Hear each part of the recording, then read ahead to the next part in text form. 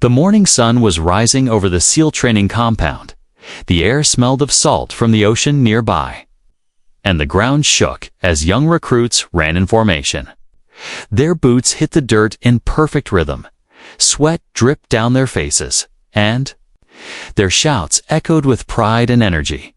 It was a place of toughness, discipline, and unbreakable will. No one expected anything unusual that day. But then the gates opened, and someone different walked in. It was a black old man. His steps were slow, his back slightly bent. His clothes were plain, just a faded shirt and trousers that looked worn from years of use. He carried no gear, no uniform, and no signs of belonging to the compound.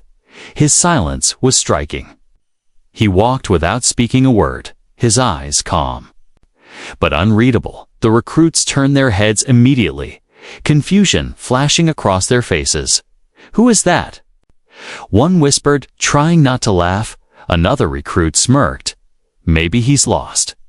"Looks like someone's grandpa wandered in." The laughter spread quickly, their young voices mocking, careless, loud. The old man did not react. He kept walking, his hands behind his back, his gaze steady as he moved across the training ground. An instructor raised an eyebrow, watching carefully. He didn't stop the man right away. Instead, he let him walk, curious to see where this strange visitor would go. The recruits, however, were less patient. They chuckled, exchanged whispers, and some even made jokes. "Hey, maybe he came to teach us knitting," one said. And the others burst into laughter. The old man finally stopped near the edge of the training field.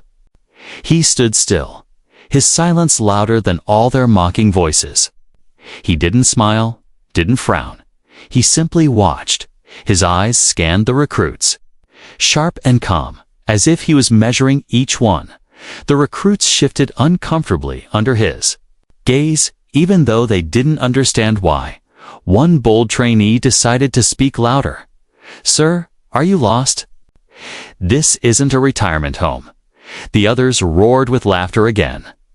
But the old man gave no reply. He simply turned his head slowly toward the one who spoke.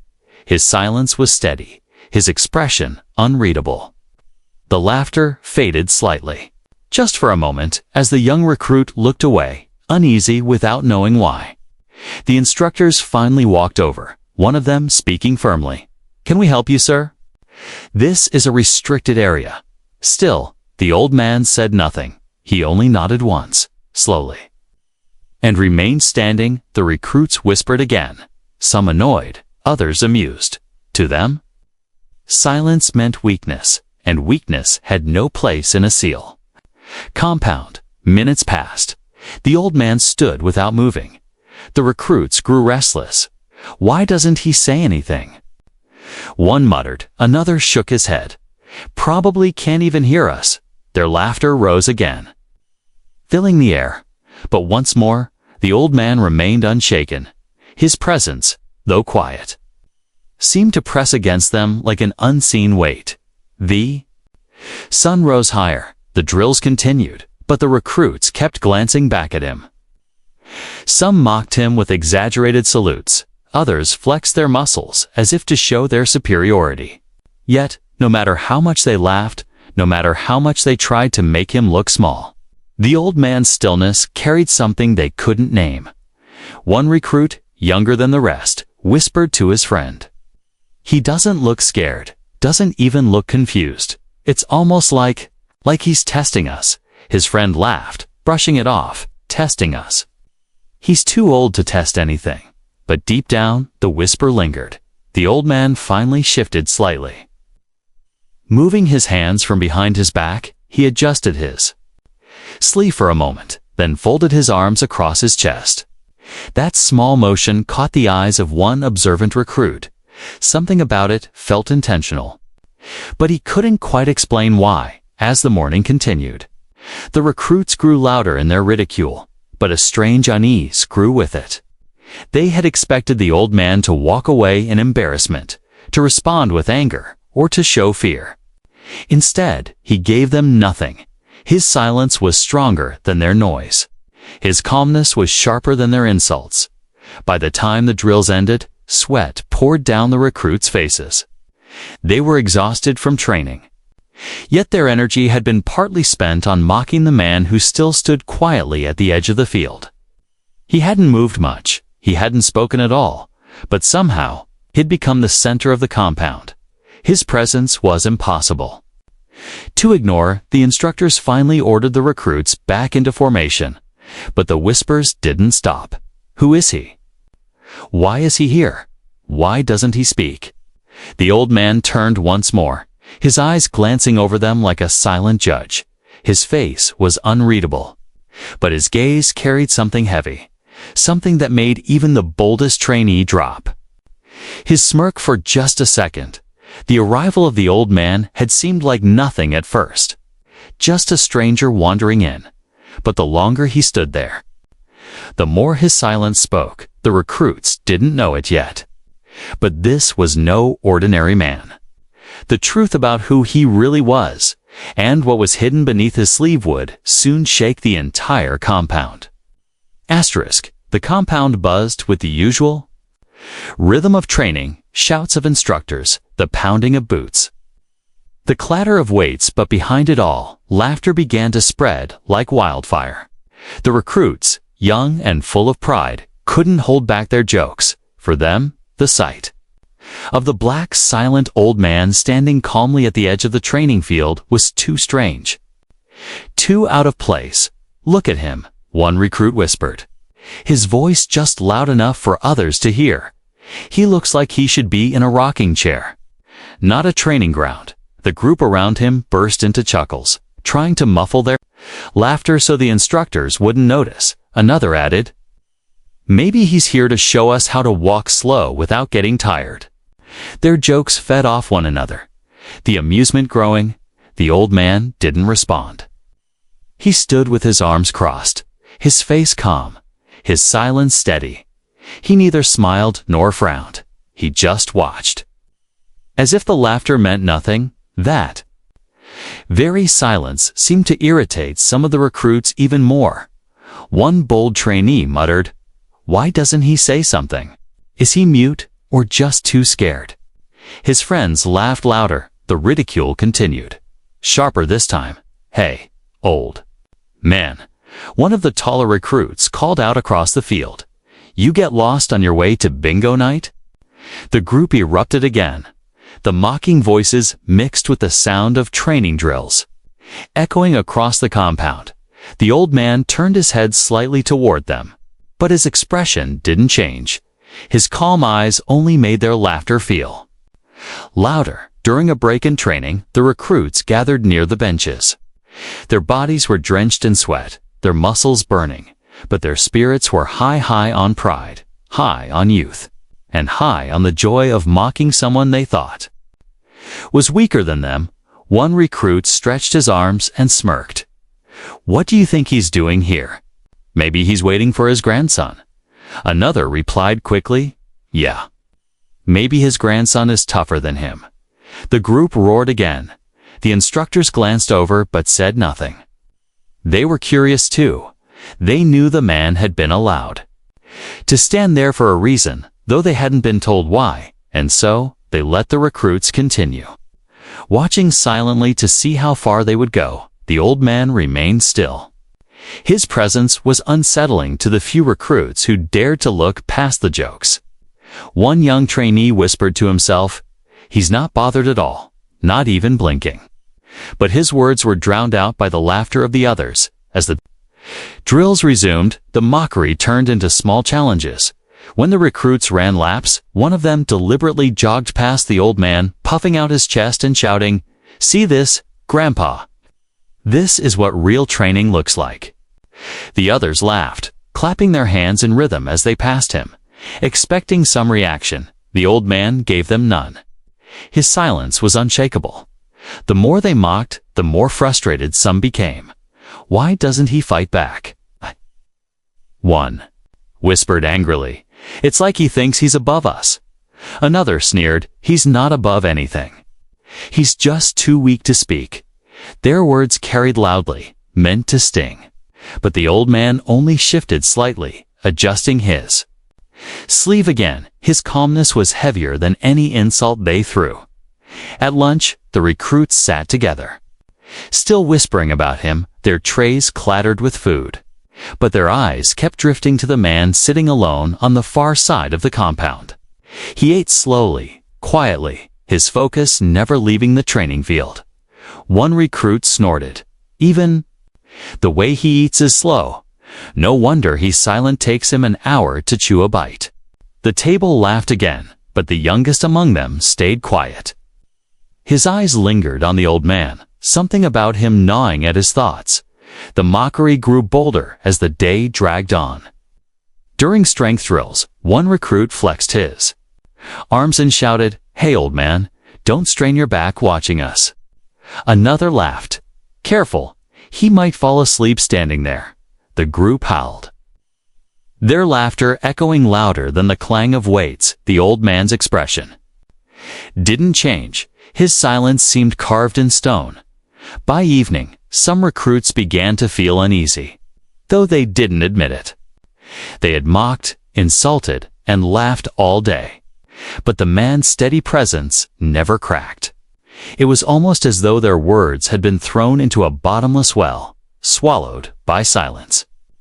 One recruit whispered to another, "It's weird. He doesn't look broken. He doesn't even look bothered." The other scoffed, brushing it off, but the doubt lingered. The instructors finally gathered the recruits together for their last drill of the day. But even as they lined up, their eyes drifted back toward the old man. His presence had unsettled the compound in a way none of them could explain. He had said nothing, done nothing. Yet somehow he had taken hold of their attention completely. As the sun set and the compound dimmed under orange light, the laughter slowly faded. It wasn't because the recruits had run out of jokes. It was because their jokes no longer felt as sharp. Something about the old man's silence weighed on them. He wasn't broken, he wasn't weak. He was something else, something they couldn't yet understand. The mockery had filled the compound all day, but it hadn't broken him. If anything, it had made him stand taller. Without a word, the black, silent old man had turned their laughter into unease. And though they didn't know it yet, the truth about him was waiting just beneath the surface, ready to silence every laugh forever. The day dragged on, and the recruits grew tired from the endless drills, push-ups on the gravel, sprints through sand, lifting heavy logs above their heads until their muscles burned like fire. Sweat poured from their faces, their voices cracked from shouting chants. Yet through it all, the black, silent old man stood at the edge of the training ground, steady as a stone. He had been there from morning till afternoon, not saying a single word, not showing a single sign of weakness. He didn't cheer, didn't complain, didn't even seem to move much. Sometimes he adjusted his sleeve or shifted his weight slightly. But mostly he stood still, watching. His silence was like a shadow, stretching over the compound. The recruits noticed it, even if they didn't admit it in the beginning. They had mocked him loudly, their laughter echoing like children playing a cruel game. But as the hours passed, the humor began to fade. Their jokes felt less funny when he didn't react. Their insults felt weaker when he didn't flinch. His patience was unnerving. One recruit whispered during a short water break, "Why doesn't he get angry? Why doesn't he just leave?" Another shrugged. But the truth was starting to gnaw at all of them.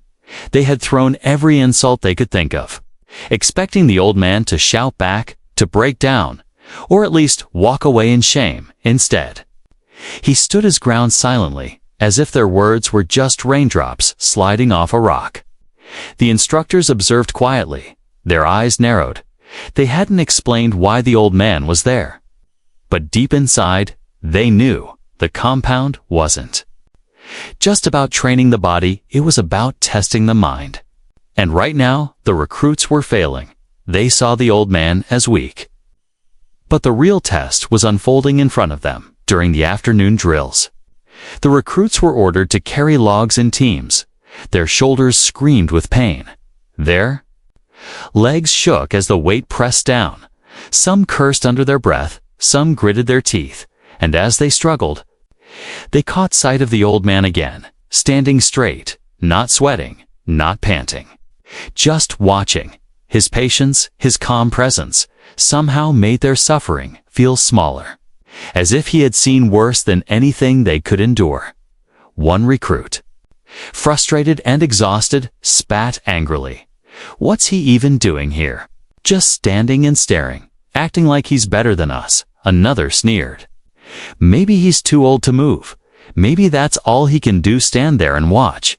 But even as they mocked, they couldn't stop glancing at him. His silence felt heavier than their shouts when the evening sun began to dip. The recruits were given a final challenge: long crawl through mud under barbed wire. Their uniforms were soaked, their hands scraped, their bodies trembling. Some groaned, others cursed. Yet at the far end of the course, the old man stood again. His shadow stretched across the mud. He didn't cheer, he didn't taunt, he just waited, his calm eyes watching every movement. By the time the recruits dragged themselves out of the mud, covered in dirt and panting hard, they expected at least a smirk from him. Maybe some sign of victory, but the old man gave them nothing. His silence was sharper than any insult. His patience was louder than their exhaustion. As night fell, the compound grew quieter. The recruits sat in groups, eating their meals quickly, their bodies aching, their minds restless. Yet even then, the old man sat nearby, still silent, still calm. He ate slowly, carefully, as if time meant nothing to him. The recruits whispered among themselves, their earlier laughter gone, replaced with unease. One young trainee leaned closer to his friend and whispered, "He doesn't seem weak to me. He seems strong, but not in the way we're used to." His friend frowned. "Strong? He hasn't even done anything." The young trainee shook his head. "No, that's the point. He doesn't need to. He's stronger by not reacting. That's harder than shouting or fighting back." For the first time, the recruits began to subscade. The recruits began to feel the weight of their mistakes. They had mocked him for hours. Yet he had never lowered himself to their level. His silence was not weakness, was control. His patience was not surrender, it was power. Later that night, as the recruits lay in their bunks, some still whispered about him.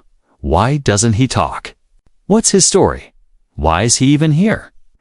Their voices were low, but the unease was clear. The old man had unsettled the compound without lifting a finger.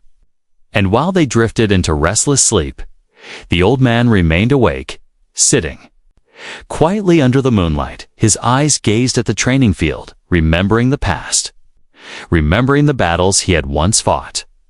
His silence was not emptiness, was filled with memories too heavy for words.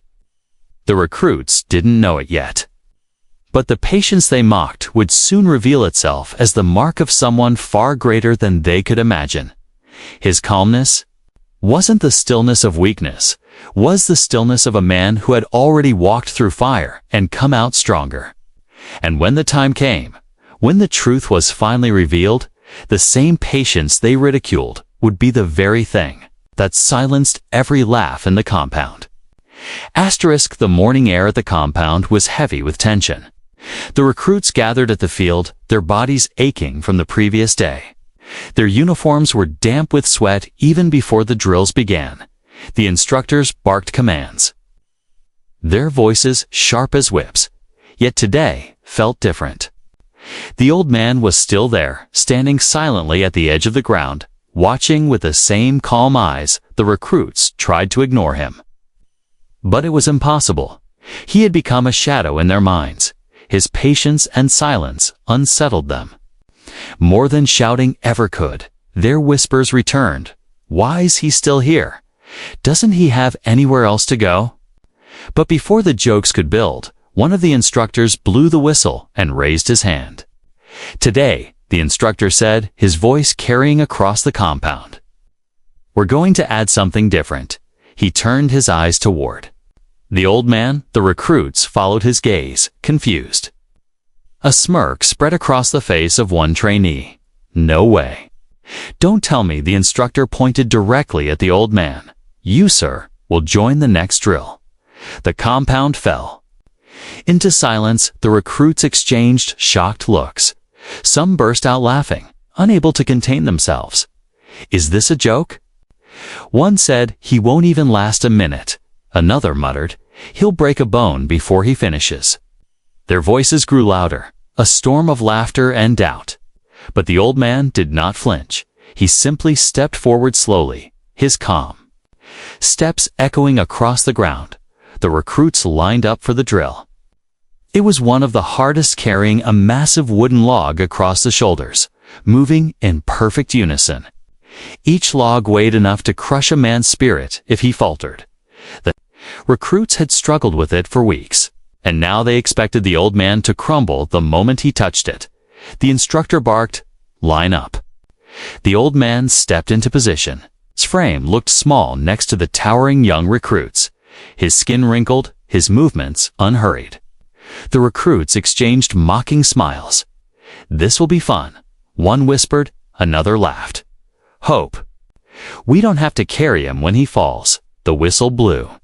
The log was lifted onto their shoulders. The recruits groaned, their muscles straining instantly. The weight pressed down like fire. But when they looked to the old man, expecting to see him collapse, they were stunned. His back straightened, his arms held firm, his face calm. The log rested on his shoulder as though it belonged there. They stumbled, they gasped, but the old man walked steadily. His steps were measured, his breathing even, his silence unbroken. The recruits began to sweat harder, confusion replacing their arrogance. One whispered through gritted teeth, "How? How is he doing this?" Another snapped, "Focus. Don't let him show you up." The path was long, stretching across sand and gravel. The recruits struggled, some nearly dropping the log, yet the old man's pace never slowed. He moved with rhythm, each step precise. His silence began to spread like fire among them, weakening their jokes, erasing their pride. It was as if he carried not just the log, but the weight of something greater, something none of them could see. Halfway through, one recruit stumbled. The log dipped dangerously. The group cursed, their balance failing. But the old man shifted instantly, his shoulder absorbing the weight, arms tightening. The log steadied. The recruits gasped, staring at him in disbelief. He had saved them from failure without a single word. By the time they reached the end, the recruits collapsed, their chests heaving, their muscles burning. Sweat dripped from their faces onto the ground. But the old man lowered the log gently, calmly, without strain. He stood tall, his breathing steady. His silence was no longer weakness. It was power. The recruits stared at him, their earlier laughter gone, their eyes wide, their pride wounded. They had expected him to fail, but instead, it endured better than most of them. His calm presence now carried a weight they could not deny, but the challenge was not over. The instructors barked again. "Next, drill mud crawl." The recruits groaned, dreading the course that had broken many before. They dropped to the ground, crawling under barbed wire, their bodies sinking into the thick, cold mud. The old man followed, his movements slow but sure. The recruits tried to mock him again. "Careful, old man, don't drown in the mud," one muttered. But their voices lacked the strength of before. The old man pressed forward, his elbows cutting through the muck. His face remained calm, his silence unshaken. The recruits struggled, groaning and panting, mud sticking to their faces. Yet, when they looked sideways, the old man moved with the ease of someone who had done this countless times. His silence mocked their noise. His patience mocked their desperation. By the time they dragged themselves out of the mud, coughing and exhausted, the old man was already standing, wiping his hands calmly, his clothes soaked, his skin smeared. With dirt, but his eyes steady, he looked stronger in silence than they did in all their shouting. The recruits sat in the dirt, breathing heavily, watching him. Their minds raced with confusion. How? How does he do this? Their pride, which had once been their weapon, was crumbling for the first time. They began to see the old man differently, not as weak, but as unshakable. The instructors didn't smile, didn't clap. They simply nodded, as if they had expected. This all along. The recruits, however, sat in stunned silence, realizing that the man they mocked was no ordinary stranger.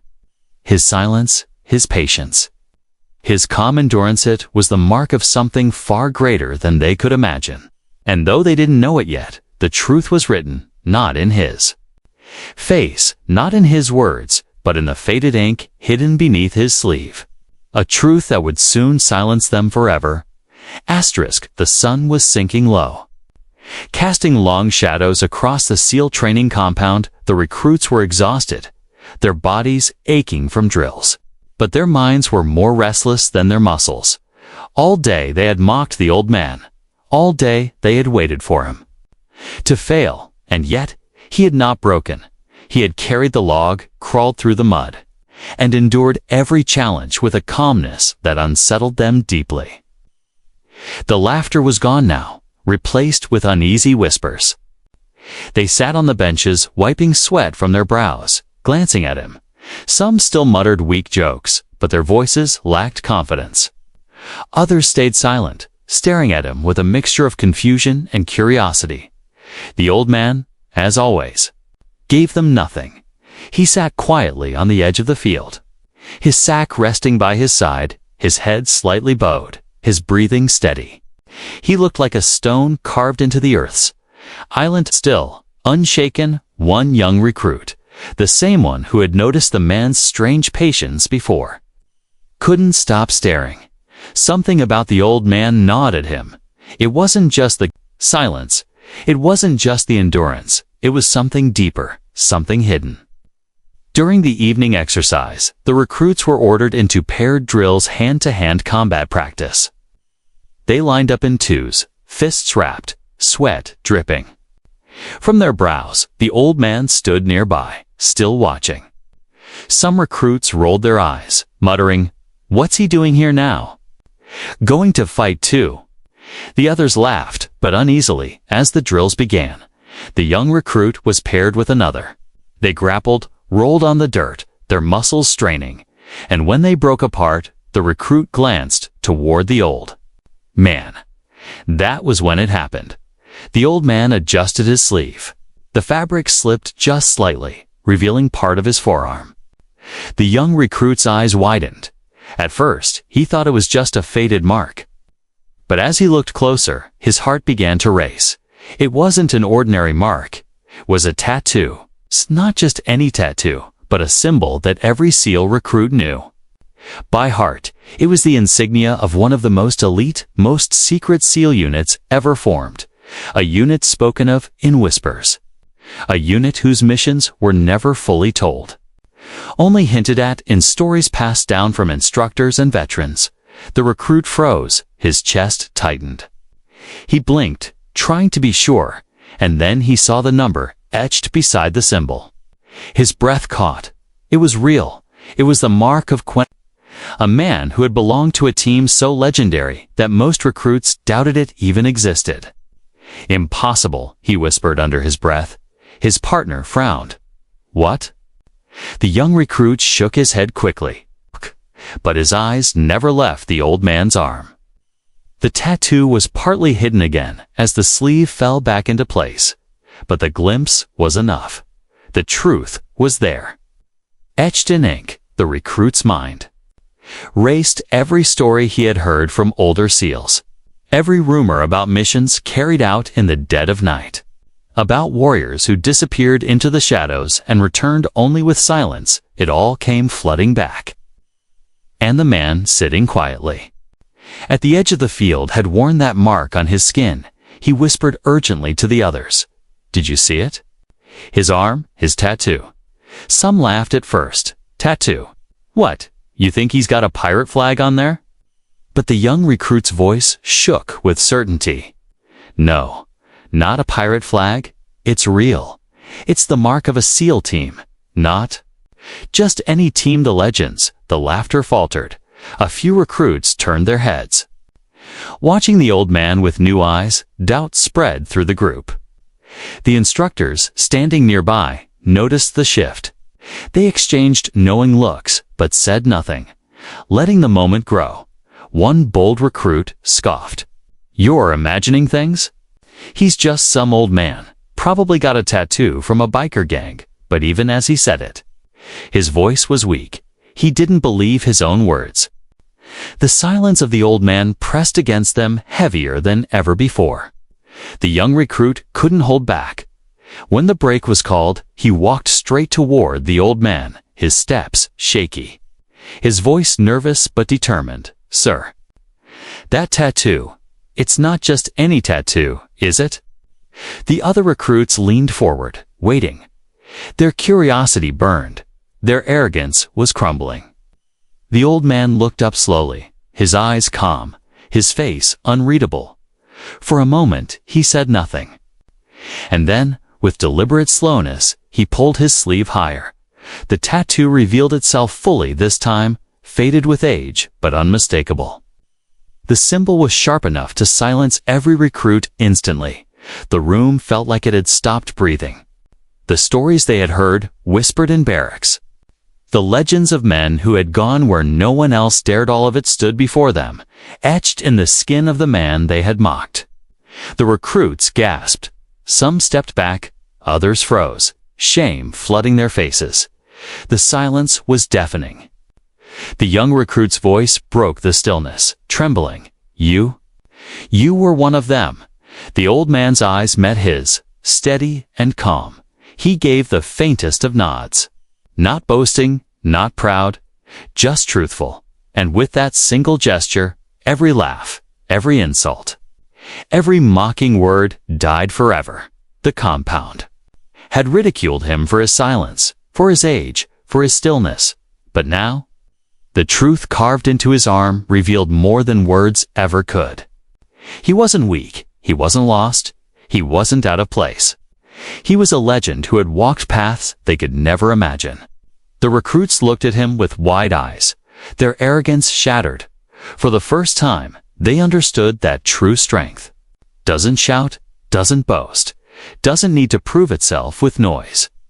True strength is silent, patient, and unshakable. And the old man, the one they had ridiculed all day, had carried that strength longer than they had been alive. The compound had fallen into a strange silence. The laughter that once echoed across the field was gone, replaced by the heavy weight of realization. The recruits stood frozen, staring at the old man's arm. The tattoo was no longer a rumor, no longer a half-glimpse. It was there, clear and undeniable. The mark was one every SEAL recruit knew in their bones.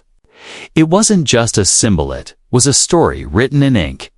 The insignia belonged to a unit so legendary that its name carried both pride and fear. These were men who had gone on missions that were never spoken about publicly. Men who returned with scars instead of glory. Their deeds weren't found in history books, but in whispers passed between soldiers late at night. And now, standing before them, silent and calm, was one of those men. The young recruit who had first spotted the tattoo whispered, his voice shaking, "It's real. He's not just a veteran, he's one of them." His words spread like fire through the group. The arrogance that had fueled their mockery collapsed instantly. Their smirks vanished. Their laughter died. And all that remained was shame. One of the older recruits swallowed hard, his voice trembling all this time. "We laughed at him. We called him weak, fragile," another muttered under his breath. "We mocked a legend." The instructors stepped forward finally, their boots crunching against the dirt. Their faces were stern, but there was no surprise. In their eyes, they had known from the beginning. That was why they hadn't stopped the ridicule. That was why they had let the silence play out. One instructor raised his voice, cutting through the stunned silence. "Do you know what you've just seen?" he demanded. The recruits didn't answer. They stood stiff, their eyes still locked on the old man. The instructor's voice grew sharper. "That mark on his arm is not just a tattoo. It is the seal of a brotherhood forged in blood and sacrifice. It is the mark of a warrior who carried this flag into the darkest corners of the world." While the rest of the world slept, the recruits shifted uncomfortably, their heads lowering in shame. The old man pulled his sleeve back down slowly, covering the tattoo again. His movements were unhurried, deliberate, as if reminding them that true power never needed to remain visible. It could hide in silence and still command respect. Another instructor stepped forward, his tone heavy. "Do you children understand? You thought his silence was weakness. You thought his age was frailty. But this man has done more in his life than any of you could dream. While you mocked, he remained patient. Because he doesn't need to prove himself to you. He already proved himself on battlefields you'll never set foot on." The words struck like hammers.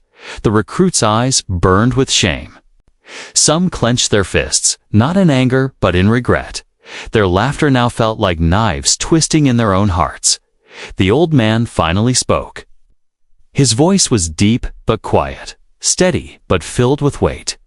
"You think strength is loud," he said, his calm words silenced even the wind.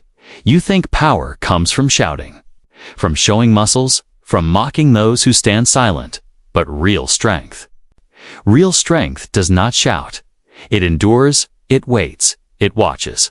It carries scars you will never see." The recruits held their breath. His words cut deeper than any insult, deeper than any drill. One of them whispered, "Sir, we didn't know." The old man's eyes met his, calm but sharp. "And that is the lesson," he replied. "Respect should not depend on knowing someone's story. Respect should be given because you never know whose shadow you walk beside." The instructors nodded, proud of the words that fell heavy across the compound. The young recruit who had first seen the tattoo felt his chest tighten. His eyes burned with regret. He stepped forward and said softly, "We're sorry, sir. We mocked what we didn't understand." The old man gave no smile, no nod. His silence returned. But his eyes softened just slightly, enough to show that the words had been heard.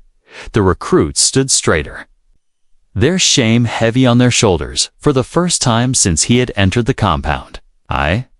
They looked at the old man not with ridicule, but with respect. Their hearts carried the sting of regret, but also the spark of a lesson they would never forget. One instructor stepped forward again, addressing the group. "Every one of you will remember this day. You laughed at a man who had walked through fire, and in your laughter, you showed your own weakness. But in his silence, he showed you what true warriors are made of. Let that shame teach you humility. Let it burn into your memory, because without humility, you'll never be worthy of the uniform you wear." The recruits bowed their heads, their pride crushed, their arrogance broken. But in its place grew something stronger, respect born from truth, a humility born from regret. The old man stood silently once more, his presence heavier than any command. The compound that had once mocked him now stood in awe of him. He didn't need to reveal more. His silence, his patience, his tattoo, together they had told a story greater than any speech could. And though the recruits would continue their training, pushing their bodies through fire and pain, they knew the greatest lesson they had learned wasn't from drills. It was from the silent old man who reminded them that true warriors don't boast. They endure, they wait, they carry their strength quietly. That revelation would haunt them and guide them for the rest of their lives. The compound was quieter than it had ever been. The usual noise of drills, laughter, and commands seemed to fade into the background. All eyes remained fixed on the old man. His sleeve was pulled back down, the tattoo hidden once more. but the image of it burned into the recruits' minds. They couldn't unsee it. They couldn't unlearn what it meant.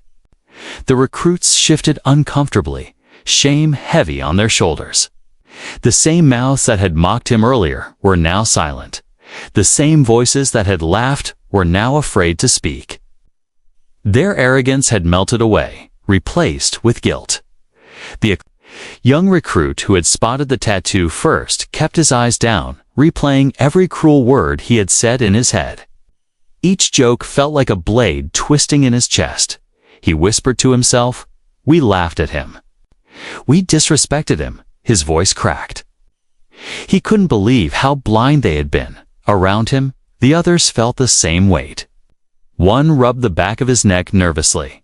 Another clenched his fists in frustration.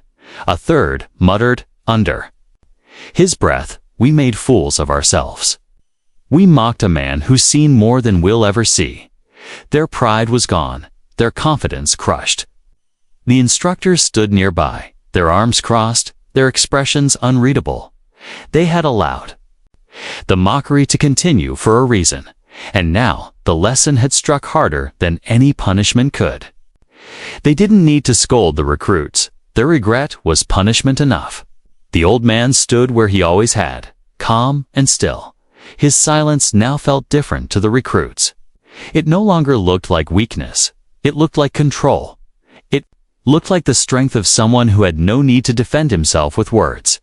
His silence was a mirror, forcing them to see themselves clearly on. They didn't like what they saw. One bold recruit, who had been the loudest in mocking him earlier, finally stepped forward. His voice trembled. "Sir, I was wrong." His words hung heavy in the air.